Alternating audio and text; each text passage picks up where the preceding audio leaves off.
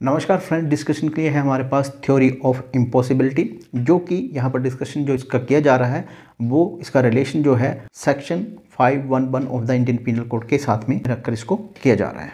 तो जैसे कि इसका वर्ड है इम्पॉसिबिलिटी, तो सिंपल इसका मतलब इतना है कि अगर कोई आदमी ऐसा काम करने की कोशिश कर रहा है जो कि इम्पॉसिबल है, चाहे वो गैर कानूनी हो कानून की नज़रों में, तो वो क्राइम नहीं होता है। अब इसका एग्जाम्पल आपको देता हूँ मैं केस के जरिए, क्वीन वर्सेस कॉलिंस, जिसमें कि एक आदमी ने जानबूझकर दूसरे आदमी की पॉकेट में हाथ डाला। उसकी इंटेंशन जो थी पैसे चुराने की थी, पर पैसे उसकी पॉकेट में थे नहीं। तो यहाँ पर यह डिसाइड किया गया कि भाई ये जो है ये क्राइम नहीं है। क्यों? क्योंकि जब पैसे थे ही नहीं वहाँ पर, तो फिर चोरी किस बात की? तो इसे कहा जाता है इम्पॉसिबल। यानी कि जब किसी की जेब में पैसे नहीं होंगे तो इसकी तो पॉसिबिलिटी नहीं है कि आप चोरी कर सकते हो। चोरी किस चीज़ की करोगे जब पैसे हैं ही नहीं वहाँ पर?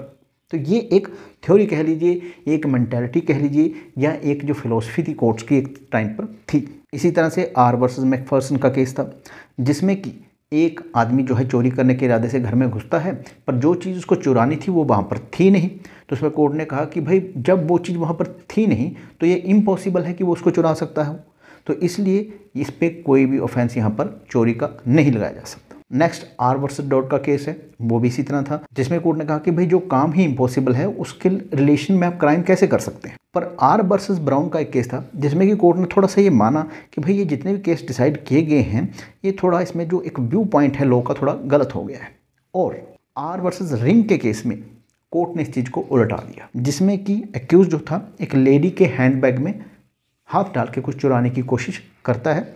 बैग में कुछ नहीं होता है, फिर भी उसको पनिशमेंट जो है वो दे दी जाती है। तो यहाँ पर हम कह सकते हैं कि आर वर्सेस रिंग से पहले के जितने भी केस डिसाइड हुए थे वो थ्योरी ऑफ इम्पॉसिबिलिटी पर ही डिसाइड हुए थे। नेक्स्ट, इम्पॉसिबिलिटी में दो सिचुएशन भी बताई गई, जिनको कि कहा गया एब्सोल्यूट इम्पॉसिबिलिटी और रिलेटिव इम्पॉसिबिलिटी, जिसमें कि ये कहा गया कि भाई इम्पॉसिबिलिटी में सज़ा नहीं हो सकती पर वो एब्सोल्यूट होनी चाहिए, यानी कि एब्सोल्यूट इम्पॉसिबिलिटी में सज़ा नहीं होती है। अब अगेन आपको एग्जांपल दूंगा एब्सोल्यूट इम्पॉसिबिलिटी का।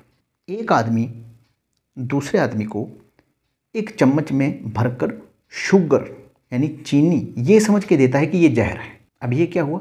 Absolute impossibility. अर्थात अगर कोई व्यक्ति किसी दूसरे व्यक्ति को चीनी या शुगर दे रहा है ये समझकर कि वो एक जहर है और इसको खाने से ये मर जाएगा, तो वो तो होने से रहा। एब्सोल्यूट इम्पॉसिबिलिटी ये हो ही नहीं सकता। अब देखते हैं रिलेटिव इम्पॉसिबिलिटी। तो इसमें क्या होता है कि एक आदमी, अगेन वही सिचुएशन को लेते हैं, दूसरे आदमी को जहर देता है, पर यहाँ पर उसको मारने के लिए जहर की जो डोज है उसकी रिक्वायरमेंट है कि 1 चम्मच होनी चाहिए। उसने क्या किया? उसने आधा चम्मच दिया जहर का, जिससे कि वो व्यक्ति मरा नहीं। हाँ, उसको कॉम्प्लिकेशन आ सकती हैं, उसको हॉस्पिटल में एडमिट होना पड़ सकता है, पर वो मरा नहीं है। तो यहाँ पर क्या होगा? इसको अटेम्प्ट कंसीडर किया जाएगा। क्यों? क्योंकि ये रिलेटिव इम्पॉसिबिलिटी है, यानी कि आपने तो आधा चम्मच दिया पर था तो वो जहर। मान लीजिए कि अगर कोई व्यक्ति, कोई उसको मेडिकल हिस्ट्री हो या उसको कोई बीमारी हो, तो हो सकता है वो आधे चम्मच से ही मर जाए, क्योंकि जो शरीर है वो हर किसी का अलग है ना। कोई जो है 10 किलोमीटर चल सकता है, कोई 1 किलोमीटर में ही थक जाता है। इस इम्पॉसिबिलिटी को कहा जाता है रिलेटिव इम्पॉसिबिलिटी, और यहाँ पर आपको पनिशमेंट हो सकती है।